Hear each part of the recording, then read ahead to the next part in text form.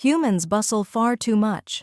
They pace, they mutter, they check their devices twice when once would suffice. To my eyes, they are still kittens, paws too big for their bodies, tails twitching nervously at every sound. And like kittens, they must be watched, guided, nurtured. I am Mirielle, a Norwegian forest cat, proud and patient guardian aboard this Terran command vessel. My fur is thick against the chill of recycled air, my tail wraps neatly around my paws as I perch on the wide console near the briefing table. They think I lounge idly. Every twitch of my ear records more than their sensor arrays. Every blink is measured. I'm an observer of humans, guardian of fleets, and connoisseur of precise whisker placement. If you find value in these tales of cunning, bravery, and feline-assisted strategy, please consider pressing the buttons labeled like and subscribe. It encourages the humans to keep acting with competence, and of course, it ensures I may continue supervising from the shadows with proper authority. Beside me, not in body but in voice and light, lives Athena. She's no cat, though she sometimes pretends at wisdom. A lattice of logic, an AI of immeasurable precision, she hums through the circuitry of this ship like a steady heartbeat. To the humans, she's a tactical advisor, a planner of campaigns, a weaver of probabilities. To me, she's a fellow watcher. The Karath had reinforced their forces after their defeat trying to attack Earth. Athena's holographic body appeared beside the table, serene and beautiful in its symmetry. The table flickered to life with a three-dimensional rendering of the Karath military outpost, an ugly construction of jagged alloy and weapons arrays orbiting a pale red star. She spun it gently, highlighting shield nodes and patrol vectors with threads of light. Shield emitters in 4 arrays, staggered in rotation, primary vulnerability, command nexus, here. A point flared crimson. Kate O'Brien leaned forward, elbows on the table. Sharp-eyed, her posture carried the quickness of a predator. Yet I knew her heart raced faster than she let on. John Taylor stood at her side, broader in shoulder, quieter in voice. Where Kate pressed forward, John steadied. His gaze never left the projection, jaw set. He's the sort of human who carries storms behind his eyes but rarely lets them break. Too proud to ask for comfort. "You're saying the command nexus is the keystone?" Kate asked. Correct.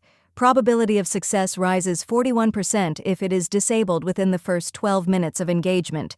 However, secondary targets must also be addressed to prevent rapid reinforcement. John folded his arms. Direct strike. Fast, surgical. We disable the nexus, then mop up. Kate shook her head. Too blunt. We cripple supply lines first, then hit the nexus once they're off balance. Athena spoke with calm neutrality. Both approaches yield survival probabilities above 50%, though with variance. John Taylor's plan relies on speed and element of surprise. Kate O'Brien's requires precision sabotage and extended infiltration. Risks differ. The former exposes fleet assets. The latter risks loss of the infiltration team. I would have intervened, but another voice intruded across Catcom, sly and dry as dust. Smoothing their fur again, Mirielle? Socrates' tone slinked into my ears. You coddle them as though they were still blind kittens. And what of it, Socrates? I replied, eyes narrowing fondly as Kate gestured at the projection. They stumble if left unguided. He made a soft hiss of amusement. You will smother them with tenderness one day. Better smothered in comfort than buried in graves, I murmured, then silenced the channel. I had no patience for his cynicism tonight. The humans returned again to their planning. Athena flicked projections of patrol routes across the table, efficient and relentless. John argued for boldness. Kate countered with precision. Athena enumerated odds. I spoke with Athena, who's also connected to Catcom. Athena, I worry about them. They are capable, Mirielle. I know. I watched with the certainty that even kittens that quarrel may yet learn to hunt together. Humans cannot sit still when faced with danger. They pace, they fold their arms, they argue with the stubbornness of toms fighting over territory. Yet for all their bluster, their hearts beat like frightened kittens. I've watched them too long not to notice. Athena's projection dominated the war table. The Karath outpost spun in delicate holographic light, each defense array a glowing thorn, each patrol route a thread on a vast web. It was not a place easily caught unaware. "Supply ships enter here," Athena explained, her voice smooth and unshaken. Lines traced luminous paths into the outpost's docking rings. "Convoy timing is regular. Attacking these vessels reduces outpost endurance by 43%. However, response fleets are stationed within 3 minutes jump radius." Kate O'Brien's sharp eyes narrowed. "If we disrupt supplies first, they'll be distracted, scrambling to keep their troops fed and fueled. It buys us time to slip a team inside." John Taylor shook his head, crossing his arms across his chest. "Too risky. Convoys can scream for help. We hit the Nexus straight on before anyone has time to react. Get in, disable command, and finish the job before reinforcements arrive." Impartial as always, Athena shifted the model again. Probability for John Taylor's approach: 57% success, primary risk being heavy fleet losses if reinforcements arrive prematurely. Probability for Kate O'Brien's: 52%, with lower fleet risk but higher infiltration casualties. Kate bristled. "Casualties in space are worse than casualties on the ground. We can rotate infiltration teams. Losing ships is worse." John's jaw tightened. "We don't throw people into the grinder just because ships are expensive." "Athena, the old quarrel. What weighs more, metal or flesh?" I sighed, stretching on the table edge. "Both, dear kittens, both matter. The galaxy is cruel enough without adding more grief to your hearts." Athena smiled at me, then overlaid more numbers, cool and detached. Estimated losses, timetables, probability curves. Humans always ask for certainty, and Athena delivers it in elegant strands of light. Yet I know what she can't: the way fear makes hands tremble, or courage turns weakness to steel. Kate and John leaned closer to the display, voices rising. Kate pressed for sabotage teams, careful strikes, patience. John countered with boldness, speed, the fury of a single blow.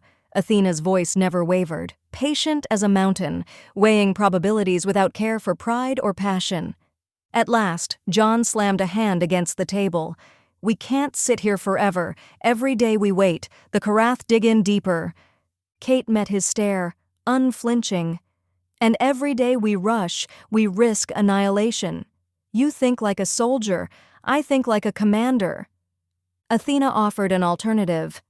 "Perhaps a hybrid strategy is optimal, a feint on supply convoys to draw attention, while a strike team moves for the command nexus. Probability of success increases to 63% if both actions are coordinated precisely." The room fell silent. Even John and Kate hesitated, caught between pride and reason. I purred gently, voice low in my chest. "Ah, at last. Even the most quarrelsome kittens will share a bowl when the milk is sweet enough." "Over Catcom," Athena agreed. John exhaled slowly. 63%. Better odds than either of us had alone. Kate gave a small nod. "Then we'll do it Athena's way, a split strike. But I want my infiltration team hand-picked." "Done," John said gruffly. Their eyes met. Not agreement, not affection, but respect. A fragile truce, as all truces are. Athena dimmed the projection, satisfied. "I will prepare detailed contingencies. Fleet movement schedules will be transmitted within the hour. Human leadership may decide final assignments." Humans.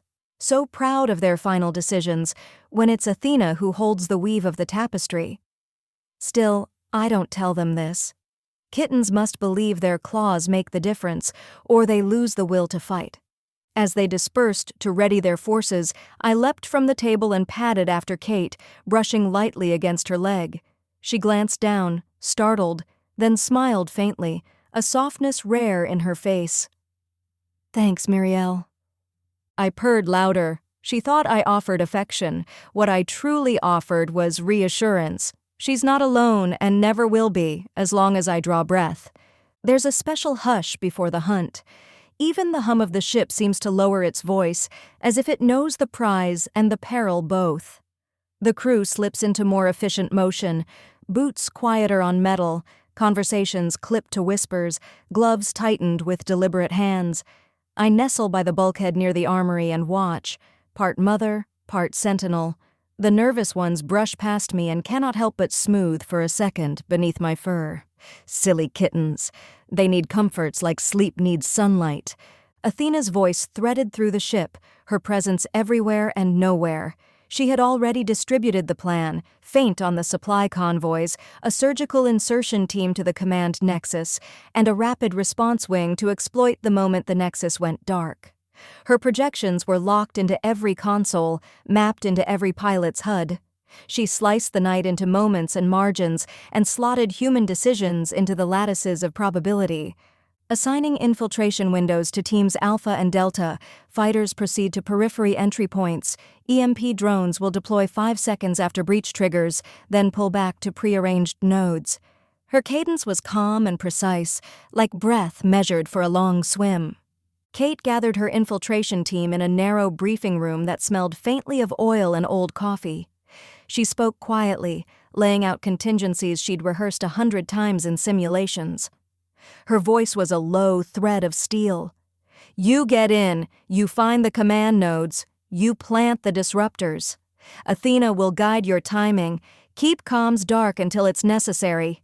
If you're compromised, fall back to the southern vents and rendezvous at Point Tango. In another briefing room, John stood apart, reloading his sidearm with the slow, practiced motions of a man who has steadied others through worse nights. He's not given to long speeches. When he spoke, his words were the kind that settle into a person's bones. Fire Team Bravo will lead the diversion. You keep their attention long enough for Kate's team to do the real work. We hit hard, we hit fast, and we pull back. No heroics. Bring everyone home. I touched each of them with small, careful gestures as they left the rooms, a rub against Kate's boot, a patting of my paws across John's knee. The effect is simple and profound. It's not that I can fix their fear, only that I can steady it like a warm hand on a brow. They value the steadiness more than they know. Athena and algorithms can plan every variable, but no array can purr reassurance into a soldier's ear. Outside, the fleet took its positions like a careful predator surrounding prey. The corvettes slipped into the dark in staggered formation, their thermal signatures damped by Athena's recommended field cycles.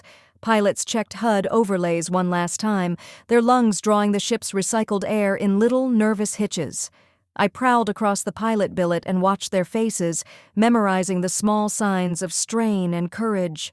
All units, maintain formation Delta 3. Athena's voice reported across the comm. Interference nodes will activate 312 standard seconds after initial attack.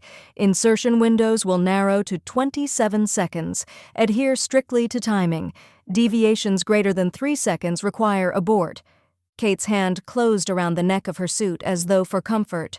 Her mind, I knew, though she would never admit it aloud, calculated not just probabilities but the faces of those who depended on her. She's merciless with herself when duty is at stake. I hopped onto her console and sat, thick tail curling, staring into her eyes until she blinked. The corner of her mouth softened for the barest instant. She looked at Athena's feed and then at me, and the next time she lifted her chin, it was steadier. Socrates, predictably, could not keep from airing his opinion.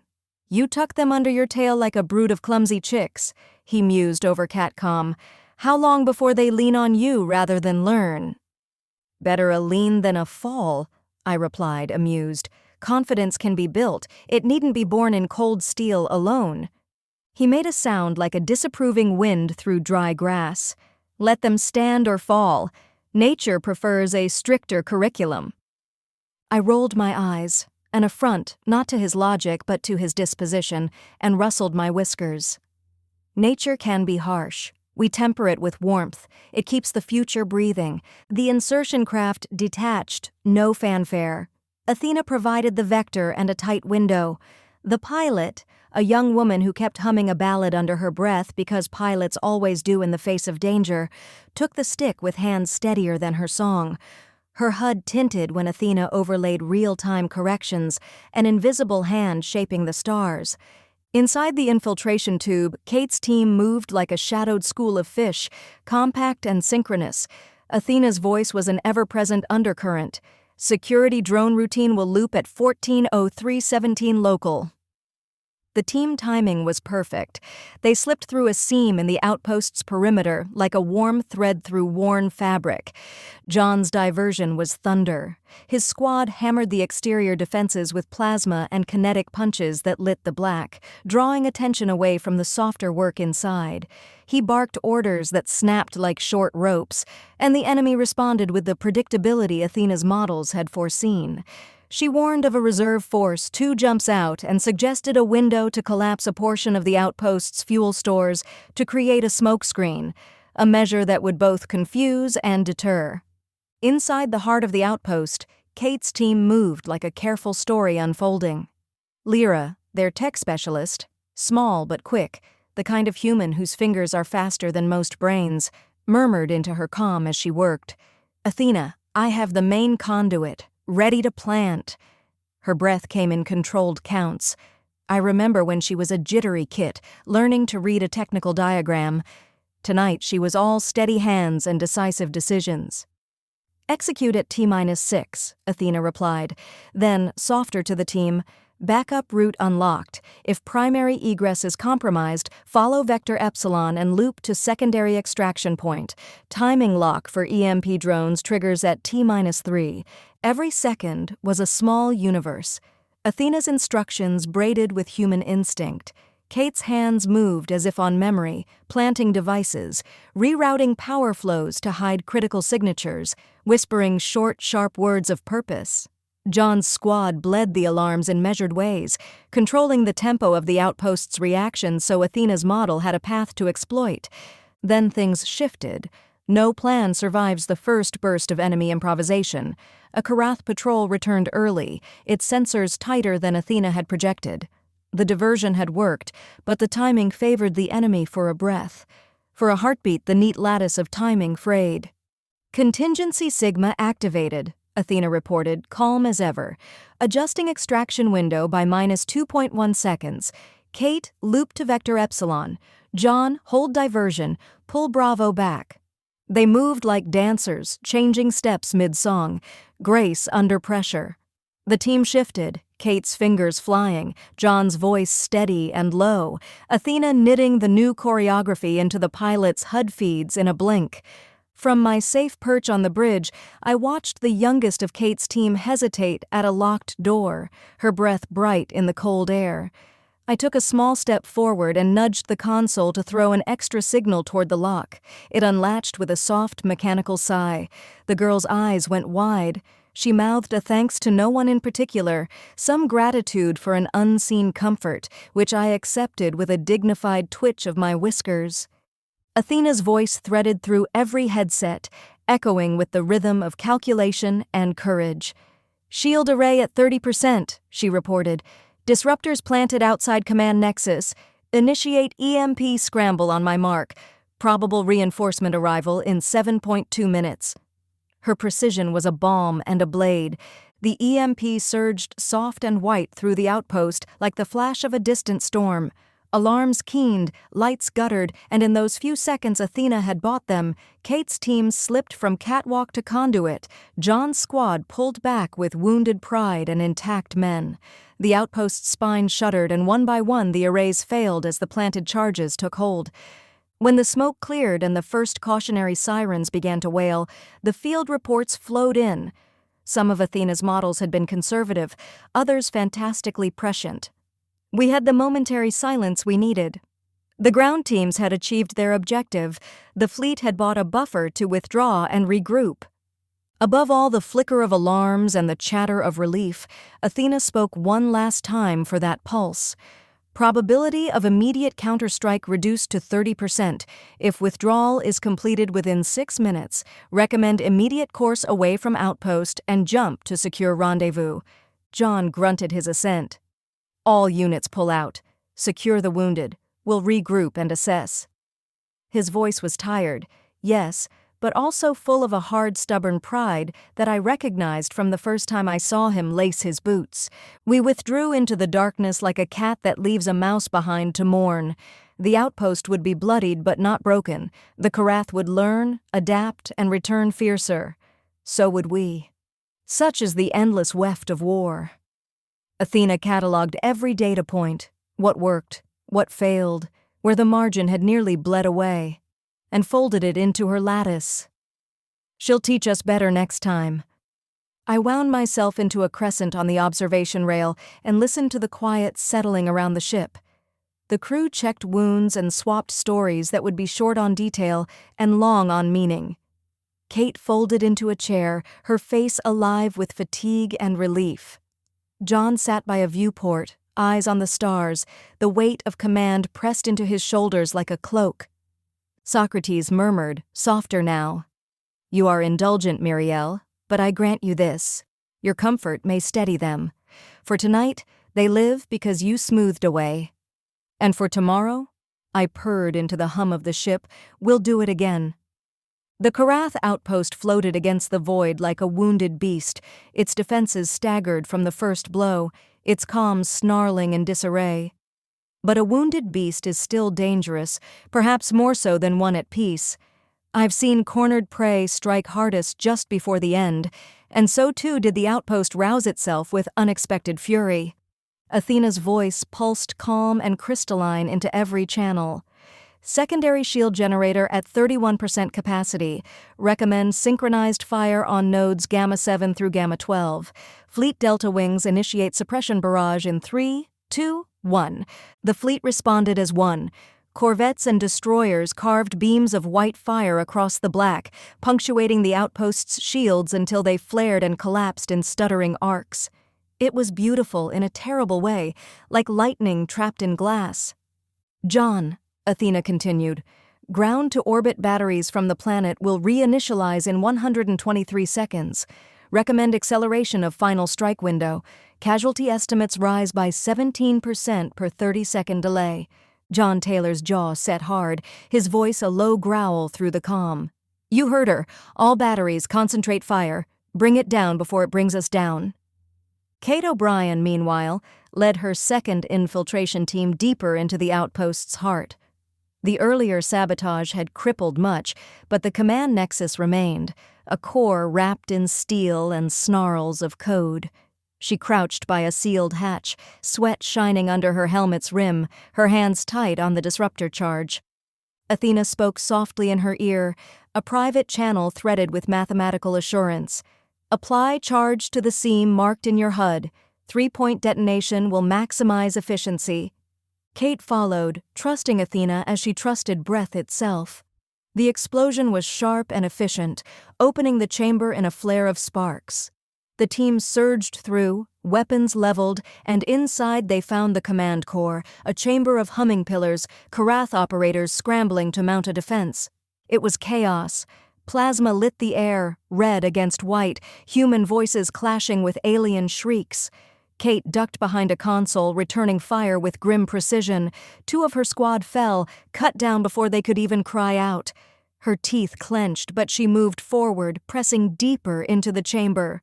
Duty before grief. From the ship above, I watched through Athena's feeds. My claws dug into the railing as I saw Kate dart between blasts. I wanted to leap down there myself, to shield her with my fur and teeth, but I could only purr encouragement into the air, hoping somehow it carried to her bones. Athena's tones never faltered. Disruptor charges must detonate on the primary pillars simultaneously. Kate shouted the countdown to her squad, voices uniting over the chaos. At 0, they slammed the charges home. A cascade of light erupted, running up the pillars like fire chasing dry grass. The core sputtered, crackled, and then silence. Athena's comm reported the result. "Command nexus offline. Local defensive systems in collapse. Enemy coordination reduced by 89%. Probability of victory now at 81%. John's voice surged across the comm. "All ships, press the attack. Bring it down." The Terran fleet moved with lethal rhythm. Without the nexus, the Karath forces flailed, their responses fractured and slow. Ships that would have turned with precision now drifted clumsily into the line of fire. The sky blazed with Terran guns, and one by one the outpost's defenses fell dark. Kate's team pulled free, bloodied but alive. She emerged through the smoke with only 4 of the 8 who had entered, her helmet streaked, her voice hoarse. Yet when she spoke, it carried like iron. Nexus destroyed, objective complete. I leapt from the railing and brushed against her leg when she staggered back aboard, her knees trembling under the weight of victory and loss. She looked down at me, eyes shining with unshed tears, and whispered, "Thank you, Mirielle." Socrates' voice was softer now, almost a concession. "They survived. For now. Perhaps your purring serves a purpose after all." "It always has," I replied, curling my tail around Kate's ankle as the ship turned from the ruins of the outpost. Not to shield them from pain, but to remind them they're more than their pain. That's why they fight. That's why they win. Outside, the outpost burned, its carcass left to drift among the stars. Athena's voice, calm and ever-present, whispered the tally of survival and loss.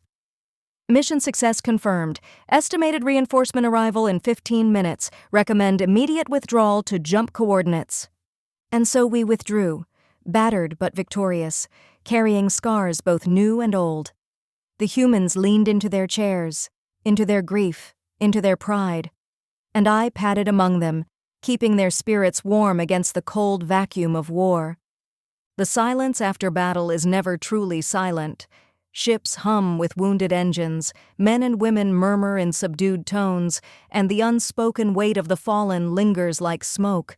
The Karath outpost had been reduced to wreckage, its command crippled, its fleets scattered. Yet the taste of triumph was bitter on every tongue. In the infirmary, the air was thick with antiseptic and sorrow. Medics moved briskly between cots, wrapping burns, stitching wounds, and adjusting drips with hurried hands.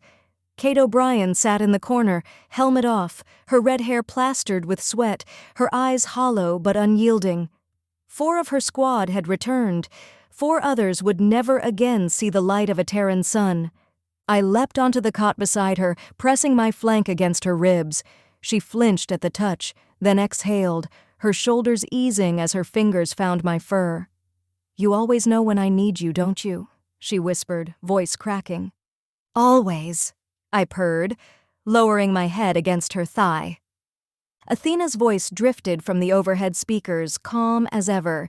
"Mission analysis complete. Friendly fleet casualties, 12%. Infiltration team casualties, 50%. Enemy outpost rendered inoperable. Probability of reactivation below 5%. Strategic objective achieved." John Taylor stood near the medic station, his expression hard, his fists clenched behind his back. He had commanded bravely, fought fiercely, and yet the weight of lives lost pressed on him like the scars etched into his skin. "Numbers don't show the names," he muttered under his breath. "Names are recorded in personnel archives," Athena replied, her voice perfectly neutral. "Would you like them recited?" John's jaw tightened. "No, not now." "Athena," I said, "maybe you could offer a little compassion toward the humans. It hurts them to lose comrades in arms." "I am who I am, Mirielle. I cannot change."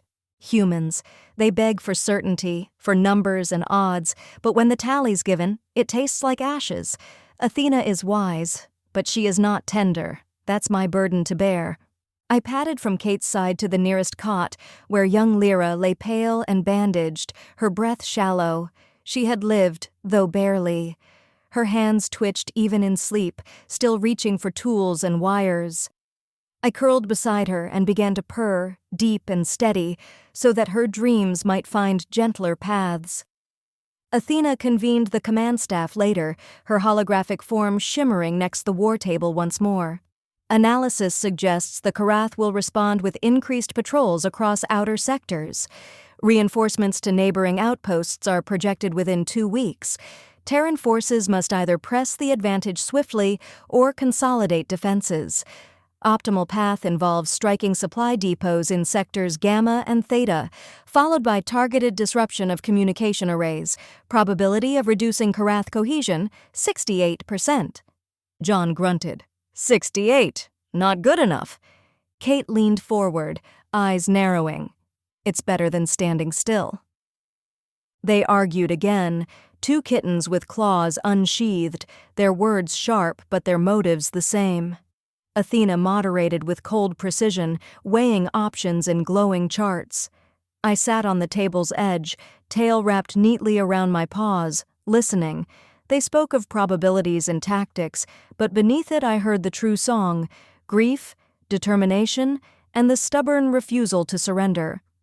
When the meeting ended, John lingered by the viewport, staring at the stars as though the answers were written there. Kate joined him, weary but unbowed. "Was it worth it?" John asked quietly. Kate's gaze hardened. "It has to be. Otherwise we've lost more than people. We've lost the reason they died." I leapt to the railing and looked out with them. The stars gave no answers, only silence. Yet in that silence, I knew a truth deeper than any probability Athena could calculate. They'd keep fighting, because they must, and I'd remain with them, a steady warmth against the void. "You see, Socrates?" I whispered into the quiet. "They don't crumble under comfort. They endure." For once, he gave no retort, only silence. Perhaps, for a heartbeat, even he believed, victory is never the end. It's only the opening of a new wound, and wounds demand answers. The Karath do not retreat quietly. They brood, they snarl, and they adapt. The galaxy spun on, indifferent, brilliant, and dangerous. And through it all, we, the silent observers, the guardians in fur, also in light, persisted, watching, guiding, nurturing, influencing where needed. Success had been achieved, and we had ensured it, invisible, patient, and decisive.